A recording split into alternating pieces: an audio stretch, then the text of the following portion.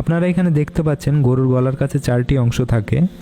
এটা হলো কণ্ঠনালী, তারপরে হচ্ছে খাদ্যনালী, আর 2টি আর্টারি থাকে। কোনো মুসলিম যখন গরু জবাই করে তখন বিসমিল্লাহি আল্লাহু আকবার বলে শুরু করতে হয় এবং এটা আবশ্যিক। এবং গরু জবাইয়ের ছুরিটাও ধারালো হওয়া জরুরি। প্রথমে যখন গরুর গলার চামড়া কাটে তখন গরু ব্যথা পায়, এবং তারপর যখন এই 4টি অংশ কেটে যায় তারপর থেকে সে আর ব্যথা পায় না। 4টি অংশ কি কি? একটা হলো কণ্ঠনালী, 2 নম্বর হচ্ছে খাদ্যনালী, আর 2টো আর্টারি। 4টি অংশ কেটে যাওয়ার পর ব্যথা করে না, কারণ ওই 4টি অংশ কেটে দেওয়ার পর প্রাণীটি তার জ্ঞান হারিয়ে ফেলে।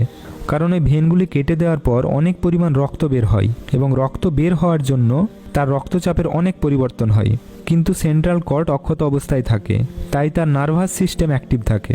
এদিকে গলার ভেনগুলো কেটে যাওয়ার জন্য ব্রেনে রক্তের প্রয়োজন হয়, ফলে গরুর ব্রেন তখন মেরুদণ্ডের মধ্যে থাকা স্পাইনাল কর্ডের মাধ্যমে হৃৎপিণ্ডকে সিগন্যাল পাঠায়, ফলে তার হৃৎপিণ্ড তখন খুব দ্রুত পাম্প করতে থাকে, অর্থাৎ দ্রুত রক্ত পাঠাতে থাকে। কিন্তু রক্ত তখন আর ব্রেনে পৌঁছায় না, বাইরে বেরিয়ে যায়। কারণ ওই ভেনগুলোই কাটা হয়ে গেছে। ফলে হয় কি, তখন দেহের সমস্ত রক্ত 7 থেকে 10 মিনিটের মধ্যে বাইরে বেরিয়ে যায়। তাই যখনই গরু জবাই করা হয়, গরু জবাইয়ের পর 7 থেকে 10 মিনিট গরুটিকে তার নিজের অবস্থায় ছেড়ে দেওয়া উচিত। অনেকে গরু জবাইয়ের পর তার মেরুদণ্ডের স্পাইনাল কর্টেক্সকে কেটে দেয়। তাতে হয় কি, তার হার্ট পাম্প করা বন্ধ করে দেয়, অর্থাৎ হার্ট অ্যাটাক হয়। আর হার্ট পাম্প করা বন্ধ করে দিলে শরীরের সমস্ত রক্ত বাইরে বেরিয়ে আসতে পারে না। ফলে সেই মাংস যদি ভালোভাবে রান্না না করা হয় তাহলে কিন্তু শরীরের অনেক রোগ সৃষ্টি হতে পারে।